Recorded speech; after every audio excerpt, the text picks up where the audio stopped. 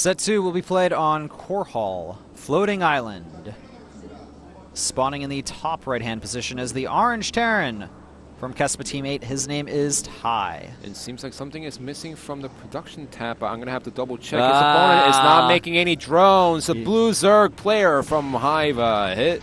Well, Blue Zerg player from STX. So his name is Hiva, and we don't even need... Well, we are going to see the picture, but ladies and gentlemen, this guy is going for the cheese. He is.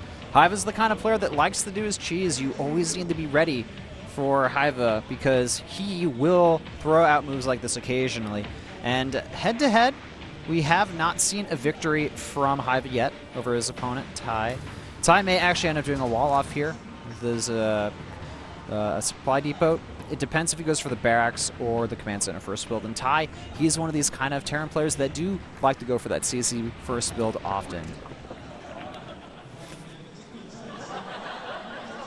Someone really enjoying Go Rush there, as they're specifically recording him and not the game. Yeah, well, there's a 6 goal coming. Why not just take a picture of Go Rush before the Zerglings arrive in Ty's main base?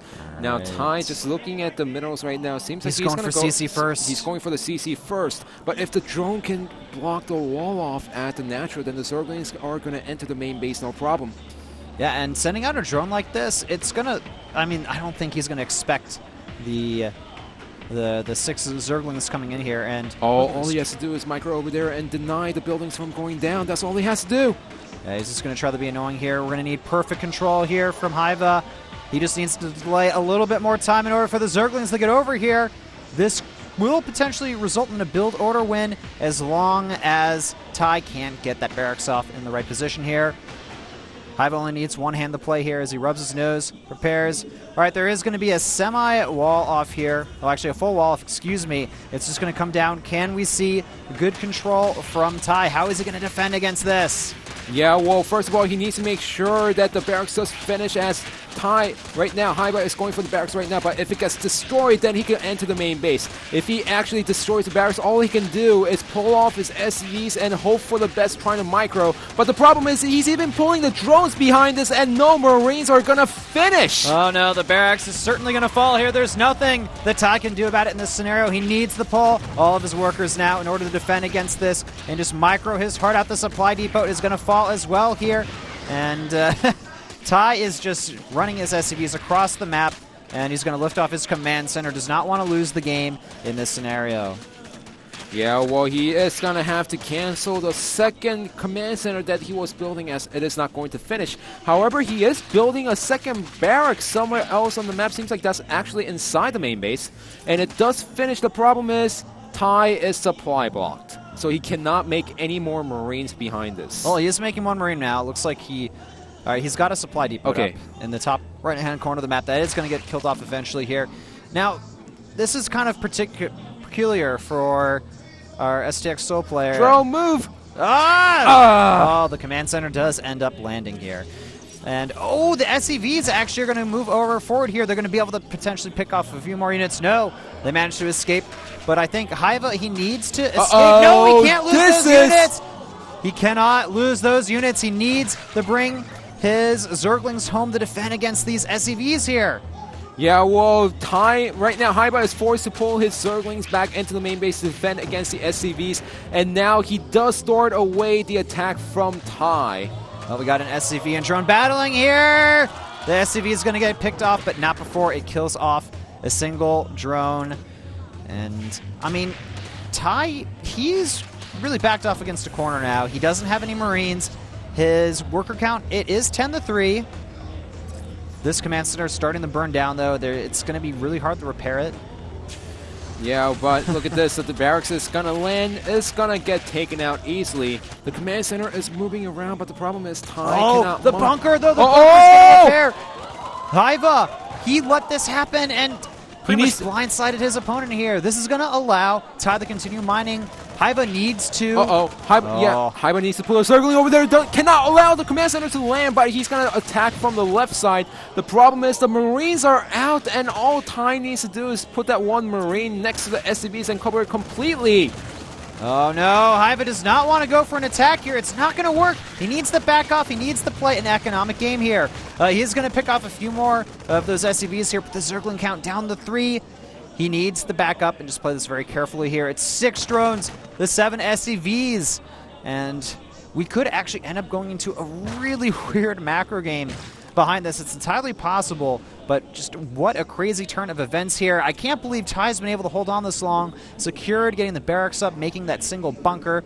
That alone has saved him this game, at least for now. Yeah, and if Hyvaa still saved all the Zerglings, he could have been a little bit more annoying over here while attacking the command center completely and forcing the Marines to dance around, forcing Ty to be in a really uncomfortable position where he has to stop mining just to cover his Marines, just to repair the command center. But because Hyvaa decided to go for the bunker, all of a sudden, it put Ty back into this game where both players have similar worker count, 11 drones to 8 SCVs from Ty. And also let's point out that, I mean, we're probably not going to see too much aggression from Ty at this point. I mean, he has no gas. He's got a very limited amount of resources in his disposal. Same thing for Hyvaa, but the Zerg player, he has access to Zergling speed, Banelings. He could go for those and try the hit of timing a little bit later on in this game here. Yeah, well, in order to go for the speed and the Banelings, he needs to go for the gas, and that's what he is going to go for right now. But Ty is slowly stabilizing on this one base. He has enough Marines to kill the Zerglings. Hyvaa did not decide to go for a complete Zergling all-in at this point as he droned up heavily, so he only has 3 Zerglings out on the map. Indeed, just focusing on getting more drones into this army now. Focusing on that economy. That's probably the safest way to play from this scenario as well. And, you know, this is where things just get weird because you don't know exactly how far ahead or behind you are over your opponent, and all the timings have been completely thrown off, and you're pretty much just playing freestyle at this point. You have to use your better judgment to kind of try to secure a victory here.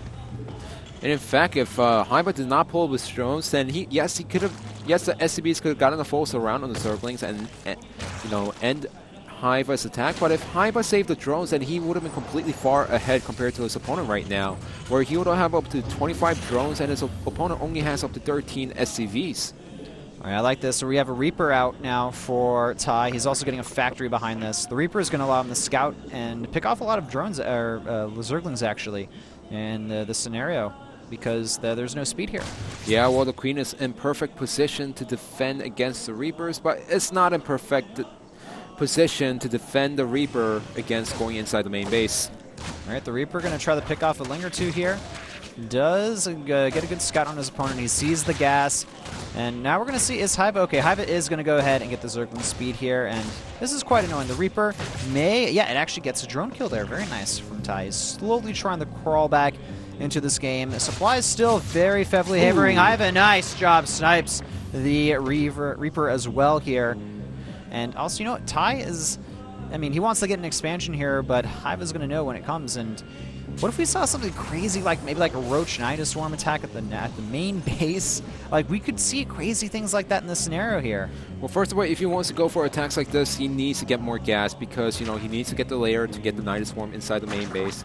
And did not really see what that building was that Hyvaa was getting right now, but both players are secured on 2 bases.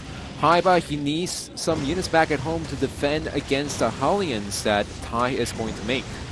It's now 29 drones, the 19 workers. No third hatchery up yet for Hyvaa. I believe that's... okay, that is Roach Warren. That's what I thought it was. I wasn't 100% sure, though. We do have the starport on the way for Ty, and also it looks like he wants to start getting his barracks upgrades as well. He is getting the Tech Lab add-on here. Korean girls never cease to amaze me by hiding from the camera, pretty much no matter what. Now, Hyvaa does see the Hellions come out from his opponent, and all he has to do is make sure his drones do not get roasted, but he doesn't have any Evolution Chamber wall up over there. He only has a couple of Zerglings. The Queen is enough to scare away the Hellions, but as more Hellions get added into the mix, Ty's going to roast tons of drones. The problem is 8 roaches on the way for Hyvaa here. Some of them already hatching now, and we have a Baneling nest behind this. It'd be a great idea for him to try to go for some type of timing here against his opponent. There's not a lot of units out here for Ty. I mean, he's going to be forced on the defensive now, seeing the roaches. The medevac may be able to do some damage here. Is there an Overlord that's going to scout it, though? I don't see any Overlords on that side of the map. Well, there was one with the shadow that we saw just right over there, but he doesn't have any units inside the main base. So, yes, he can defend against the Howlings of the Natural, but no, there's no units inside the main base against the drop. I mean, there's a few Zerglings near the Natural. He's going to have to send those back, and the drone's being pulled off the mineral line here. He does not want to stack those up, though.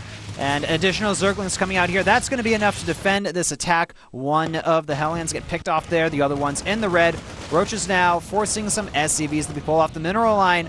Hyvaa, this is his attack. He can make this work. He has 7 Banelings in production. He's going to be able to... the Siege Tank is not done. The Siege Tank is not yet complete. This is going to be a razor-sharp timing. Hyvaa needs the move in right now if he wants the deal with this attack, and he is moving in. The Banelings need to connect with the bunker. They take it out, and the Marines as well. The Siege Tank, though, in the back there, there's also an additional bunker here. Can Hyvaa pick that off? Is he going to go for that? Or the tank here? It's going to be very close.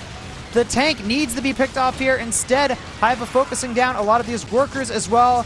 We have a few Hellions in the main base. The tank is taken out. I think that that's just enough units for Hyvaa to secure a victory against Tai here. In the second set, the SCV count rapidly falling. 13 left compared to the 28. Even if all of these Zerg units are picked off, it doesn't even matter. Additional Zerglings running across the map, and it looks like Tai down to just a handful of units. GG is called.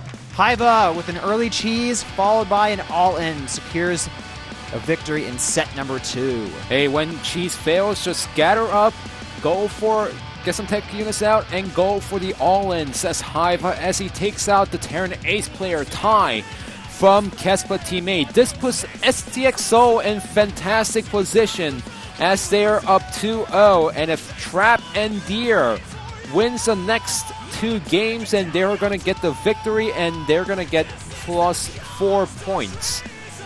Indeed. So things looking very good for STX Seoul so far. Hyvaa grabbing the victory there is pretty important for them. Getting that early edge over their opponent may contribute to a full sweep, actually, depending on how these next few games go. Kespa teammate probably not feeling too amazing after that loss there. Losing to the 6th pool, never fun. So the score right now, 2-0. STX Seoul in the lead over Kespa Team 8. The next set, it's going to be Czech, a Zerg player, versus Trap, a Protoss from STX Seoul. We will be back after this commercial break.